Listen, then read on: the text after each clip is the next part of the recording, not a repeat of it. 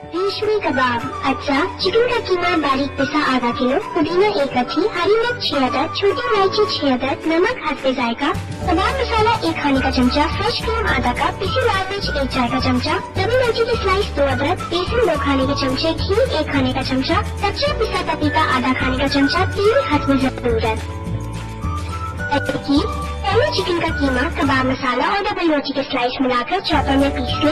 अब इसमें पिसी लाल मिर्च, भुना बेसन, पुदीना और हरी मिर्च की चटनी पीस कर मिलाएं और आधे घंटे के लिए फ्रिज में रख दें। फिर कच्चा पिसा पपीता, फ्रेश क्रीम और छोटी इलायची मिलाएं और सीख कबाब बनाकर फ्राइंग पैन में जरा सा तेल डालकर कबाब शैलो फ्राई कर लें।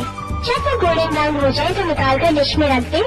साथ में नींबू वाली प्याज, दही का रायता और हरी मिर्च की चटनी सर्व करें।